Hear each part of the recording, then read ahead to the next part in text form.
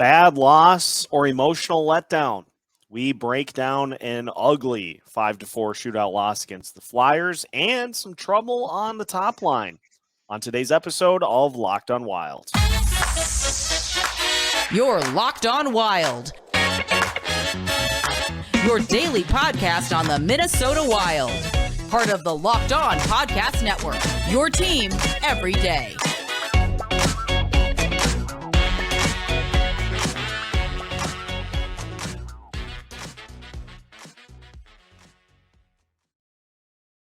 What's happening, everybody? Welcome to another episode of Locked on Wild, your daily Minnesota Wild podcast, part of the Locked on Sports Podcast Network, your team every day. Thank you, as always, for tuning in and making Locked on Wild your first listen each and every day. Just a reminder, make sure that you hit subscribe on YouTube or wherever you listen to podcasts, absolutely free of charge. On today's episode of Locked on Wild, Jayden Homuth joins us as we break down a 5-4 shootout loss to the Philadelphia Flyers, some special teams woes, some top-line woes, and just how to react to a game like this against the Flyers. My name is Seth Topal, your daily Minnesota Wild insider. As mentioned, we bring in one of the regular crew, Jayden Homuth, to break down an ugly one. 5-4, Wild lose to the Flyers in a shootout. And so how should people react to a game like this? You've just come off of a really big win against the New Jersey Devils. And it was an emotional win. It was an overtime win. Matt Boldy gets the buzzer beater. And you come out flat against the Flyers. Bad loss, emotional letdown. Jayden, where are you at with this game? I think it's something that we've seen before with this team, where you come off a big win and you just come out flat. There's not much to say about the game. You're able to tell right away from the start that there was no air in the tires of the Wild, and they just couldn't get anything going. And the Flyers were pushing them all around the ice. They led the shots in every single period. It was trying to look at my stats sheet right here. I just can't find anything good for the Wild. It was, besides the faceoff percentage, which we won again for 2 games in a row, we just couldn't get anything going. And I wouldn't say Fleury necessarily was standing on his head to try and keep the Wild in the game. So I think all around it was just a bad game for everybody but that second line, which is a theme now we've seen with Matt Boldy still on fire, whether we win or lose. But I think that the Wild were just lucky to get a point tonight and didn't necessarily deserve one. So I think that they're going to bounce back strong though on Saturday, because this is a game that is going to leave a salty taste in everybody's mouth. And coming home from the road trip on Saturday in front of the home crowd is probably going to be a little bit more nice to this team. And I think that they're going to get it done. So I don't think that it's something that you need to overreact to or think that the season's over with. We almost have the playoffs on lock. Looking at the standings, it's getting close to that magic number, about 97, 98 points. But the team's going to be fine. They just need to keep going. And tonight just was a bad night, and every team has a bad night. So yeah, and I think the thing that a game like this shows you is that if you are flat out of the gate, that we have seen teams more often use that to their advantage. The opponents use that to their advantage this year. If you come out flat against like Arizona, the Wild have had that happen this year. San Jose, those teams that have no reason to hang around, except if you give them a reason to hang around, and then in those instances, they take advantage, and you end up on the wrong end of a pretty ugly game. Yeah, this, like you said, coming right out of the All-Star break, that Arizona game, you gave Arizona a chance to remain in the game, and they ended up winning the game.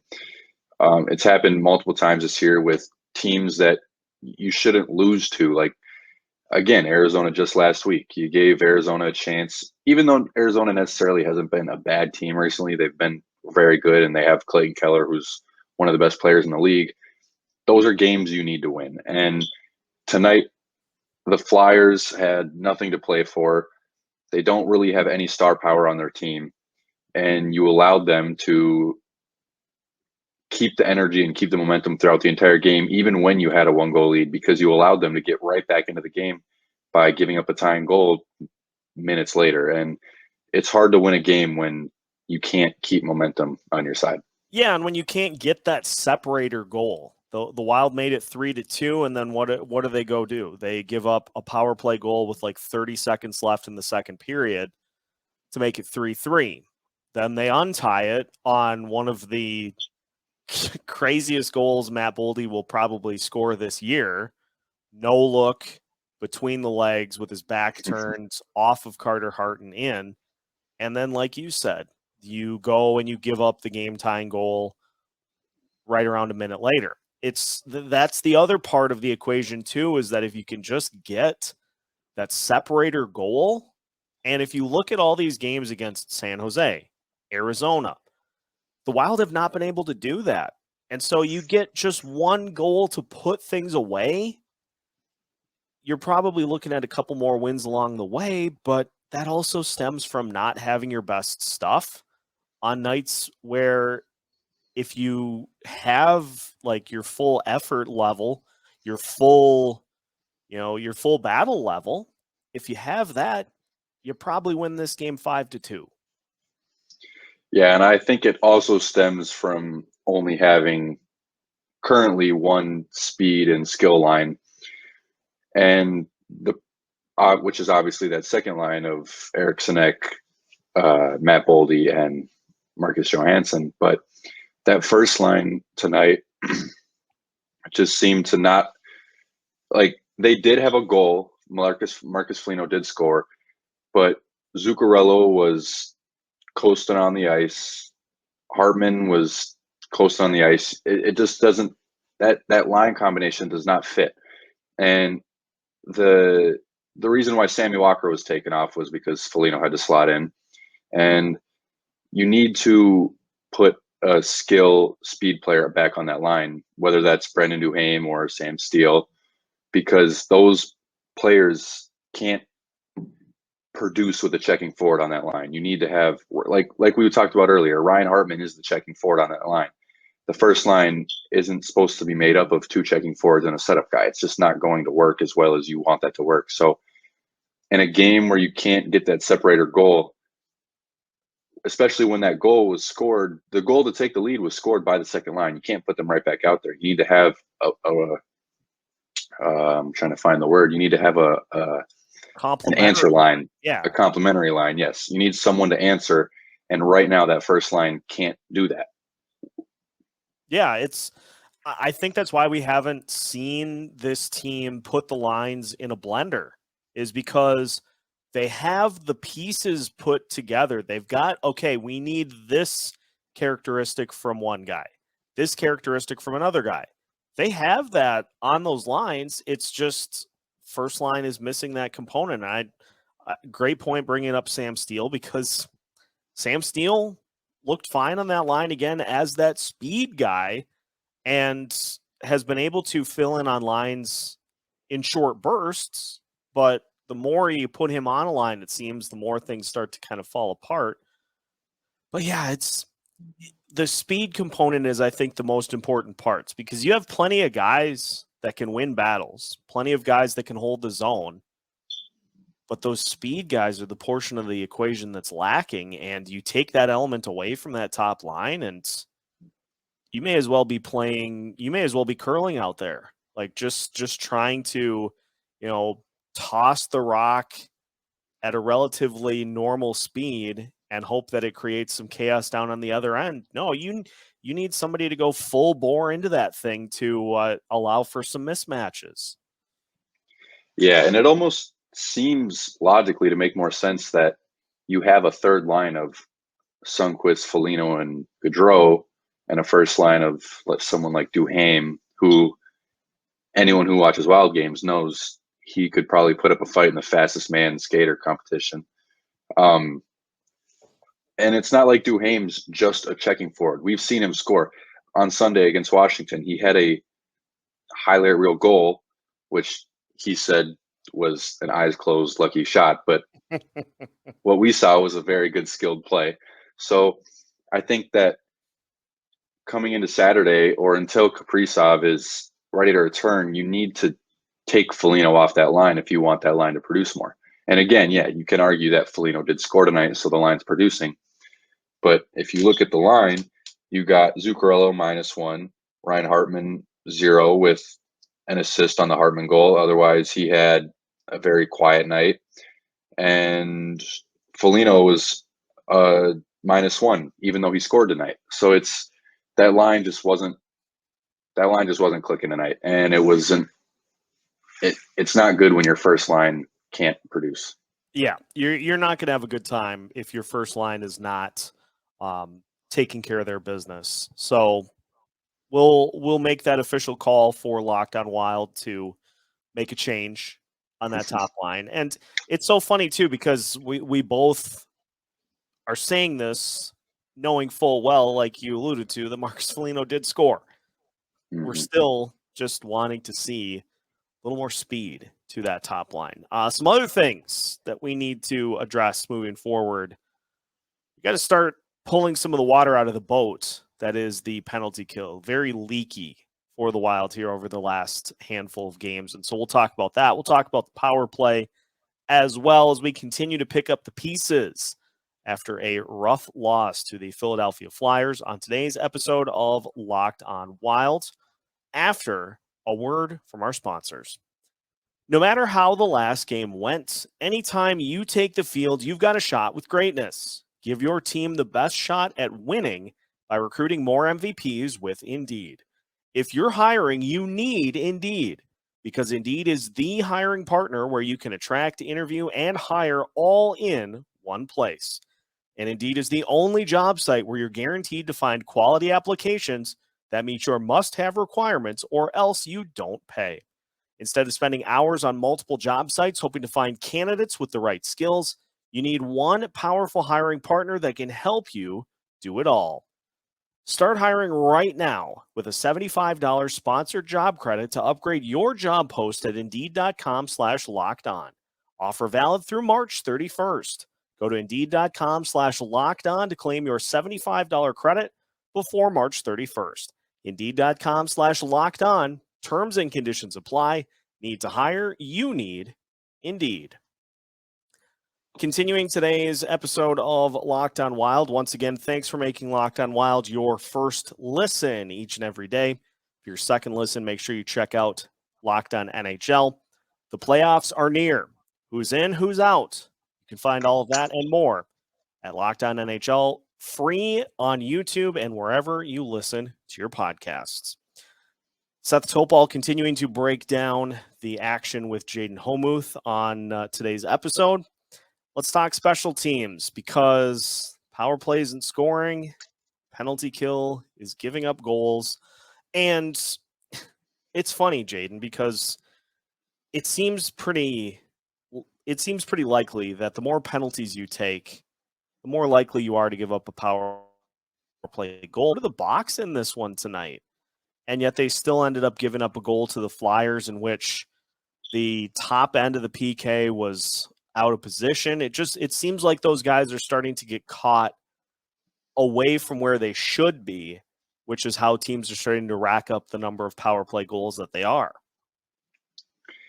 Yeah, the PK, it's been very bad recently, and I think that it's weird because you have players like Mason Shaw and Connor Dewar who have been stellar on the PK, and I think every player just hits a rough spot. And I think that the whole group collectively has been in a rough spot recently. Like you said, the more penalties you give up, the more likely it's going to be that you give up a goal.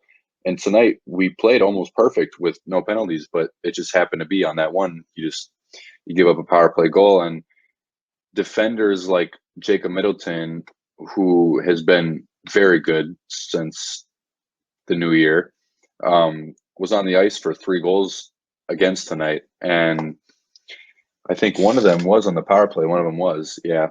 So it's just a rough stretch for the special teams unit there. And then the power play, I think we spoke about it last time I was on it's just, I think the power play is just missing Kaprizov, and I think that it'll fix itself when he's back. I think that that's something that you can look forward to knowing is going to be fixed, but we're not missing anybody on the PK that we're missing when it was doing good. So I think that they're just in a crunch right now that needs to be fixed before playoff time. And I think that it can be fixed because we've seen this penalty kill at its best.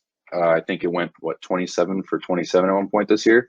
Yeah. And it's there. It's just not there right now.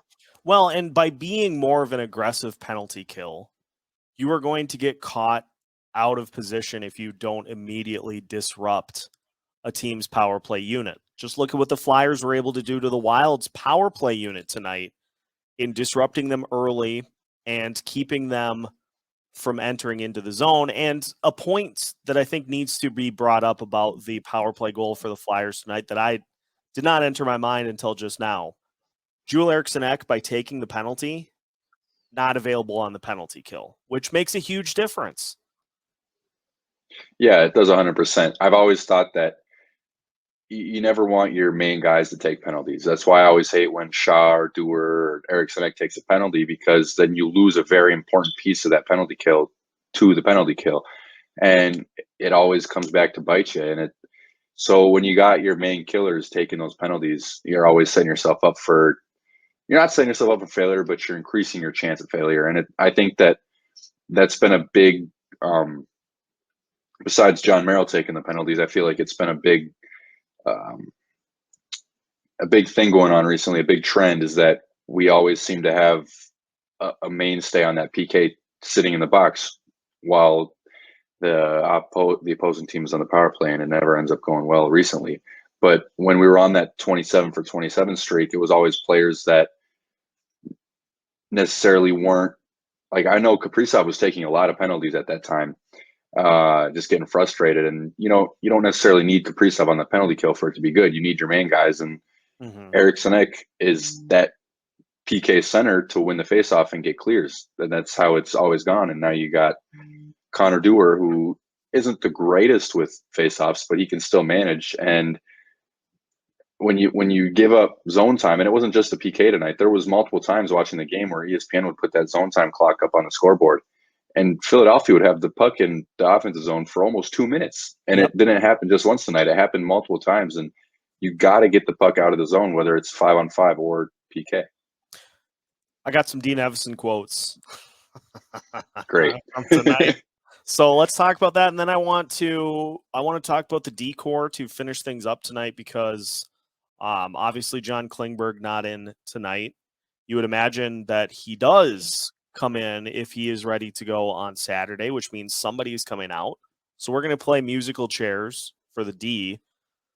I want to talk about the shootouts too, the shootout goals, because, yeah, interesting things happening tonight. But here are the quotes from Dean Evison. I love Dean. Everybody does. He's a national treasure. He's so careless and nonchalant. Michael Russo on Twitter from Dean Evison, quote, "We weren't very good. They were good. We knew they were playing well. They played well tonight, and we were loose. We were not firm. Turnovers. It didn't look like our hockey club. It's a good thing we got a practice day tomorrow. We can adjust some of those issues." I think by adjust these issues, he means we can skate these issues out. Yep. Yeah, it's not going to be a fun practice day, I don't think. But we'll talk about musical chairs on D, as well as shootout goals, as we finish today's episode of Locked on Wild, after a word from our sponsor, which is the official sports betting partner of Locked On, FanDuel Sportsbook. The NCAA tournament is heating up. There's no better place to get in on the action than FanDuel, America's #1 sportsbook. That's because right now, FanDuel is giving new customers a no-sweat first bet up to $1,000. That's up to $1,000 back in bonus bets if your first bet doesn't win. Just go to FanDuel.com/lockedon and sign up today to claim your no-sweat first bet. Then you can wager on everything from the money line to point spreads to which team will be cutting down the net. All on an app that's safe, secure, and super easy to use. So don't miss your shot at a no-sweat first bet up to $1,000 when you join FanDuel today.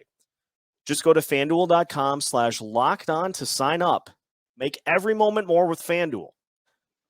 Final segment of today's episode of Locked On Wild. Once again, thanks for making Locked On Wild your first listen each and every day. Seth Topal hanging out with Jayden Homuth. Jayden, let's talk shootout goals. Do things get a little too predictable for particular members of the Wild shootout squad? We saw Boldy, we saw Gaudreau, we saw Zuccarello. None of them could solve Carter Hart in the shootout, which is why the Wild lost. Yeah, I think it's predictable when you've been in as many shootouts as the Wild have been in, now 7 and 5, which should lead the league in shootouts. If it doesn't, I'd be surprised. I didn't plan to stat check that, but like Philadelphia coming in tonight was only in 2 shootouts all year, so you don't really see what their shooters do in a shootout. But when you got a guy like Freddie Gaudreau who leads the league in shootout goals, that gets the attention of goalies probably. So if you're coming up against Minnesota, you know he's going to take his wide release and he's going to do the same move. And I feel like Zuccarello a lot just doesn't really even try to make a move, really. I feel like he just tries to pick a spot, low glove, and it definitely gets predictable. And the only player I think in NHL history who every goalie knew what he was going to do but still couldn't stop it is Mikko Koivu, but he's gone.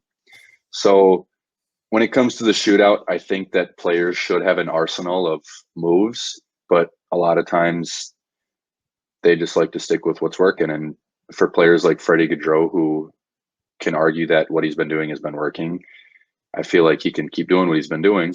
Tonight, it obviously didn't work, but I don't know. I feel like it shouldn't be a topic, but when you've been to as many shootouts as the Wild have been to, it is a topic. So that's the appropriate response, is that we've been to too many to the point that we're dissecting what players are doing in something that's it would be like if the NBA settled games after overtime with a dunk contest. You run out of ideas. You don't know what to do. It just gets too repetitive. And yep. I think 12 shootouts is a lot. Crazy. That's a lot of shootouts. Shootouts. So you run out of ideas. Like if you put me on the ice right now and gave me 12 attempts to score on a goalie, after about 6 of those, I'm going to start repeating moves because you don't know what to do anymore. I'm going to get to the top. I'm going to get to like right between the face-off circles and just start ripping shots. Like you get to where you get in your own head about something that you just need to go do. So no, that's 100% the appropriate reaction. Is we have been in too many shootouts to be breaking down shootout goals. This team. So John Klingberg, if he is indeed ready to return on Saturday, who comes out? Because you got Spurgeon and Middleton back. You've got Brodin and Dumba, and they just continue to be together as a pairing. And honestly, I'll put it out there. Matt Dumba's play has, I think, gotten to the point where he has been more aware of what he needs to do on the ice. It's where he's not like a total liability out there. That third pairing, though, it's a work in progress. So I'd imagine one of those guys comes out, but what do you think? Well, I like what you brought up about Matt Dumba and how since his shoulder injury, I feel like he knows now that he can't be the offensive defenseman he used to be, and he needs to get more into his defensive gameplay, and that really helps being alongside Jonas Brodin. So those top 2 pairs are set, and I don't think anyone's going to budge them. Their chemistry with each other is both great. They go very well together.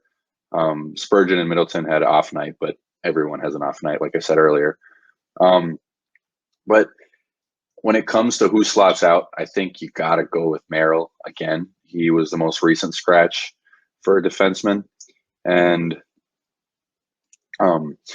he was a minus tonight, really only had 2 block shots, I think I remember seeing on the stat sheet. And otherwise, name wasn't called a lot. And he didn't take any penalties tonight, which is a plus. But Goligoski gets in. He got 3 shots tonight, a couple block shots. I think he was a 0 tonight. He wasn't a plus or a minus. So he's able. I think he's holding down the hatchets a little bit more than John Merrill is, and I think that John Merrill needs to be out, in my opinion, when John Klingberg comes back. And Klingberg and Goligoski played together in Dallas, so they already have that previous chemistry. So when you got 3 pairs of chemistry, I feel like that's what you need there. And I feel a lot of things, but Goligoski and Klingberg were working when they were together.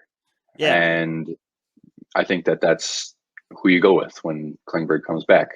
Well, and we're to the point in the season, and with the number of players that you have on this roster, I don't feel like you can really operate on, well, yeah, but this player brings us X. Mm-hmm. You got to go with best lineup available. And if a particular player, in the case of John Merrill, if he's not using that size that he brings, if he is getting lost in the D zone, if he's committing penalties, all these things, you got to go with the lineup that gives you the best chance to win. That's just all there is to it. And at this point, it's not Merrill. Yeah, it's not. And yeah, I think it's got to be when Klingberg's available. If he's available Saturday, it's going to be Merrill, the odd man out, because you just look at what he's done recently. And if you go back to last year, Merrill was great. I kind of started my own little John Merrill fan club, and this year he's just been kind of the guy who sticks out like a sore thumb. You just kind of look at him and you want him out. And before this, we didn't have Klingberg, so he had to play it. We have Klingberg now, so someone's got to be out besides Addison, which that's a whole different topic for a whole different day.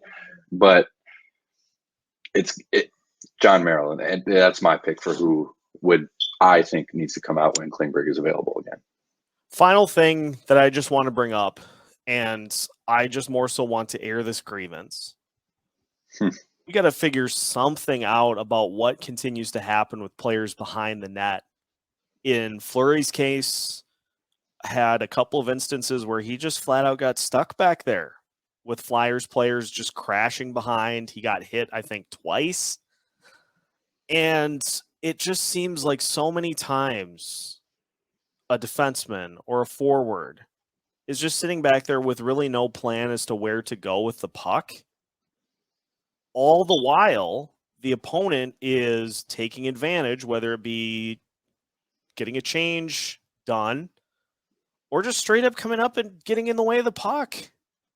Like, handle it a little bit better behind your own net.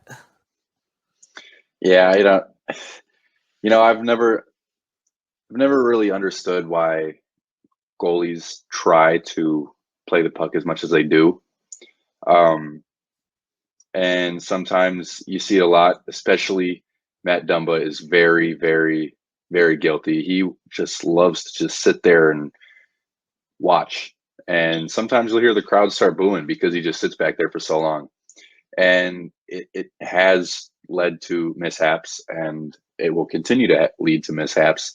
But I don't know, I just think that's something that coaching has to control. You just start going, just be fast. Yeah. I don't think that there's a reason to sit back there for 5 seconds. No, and it happened tonight where there was one instance where there was a Flyers player that got back first on one side of the net. And so Fleury tried to go to the other side.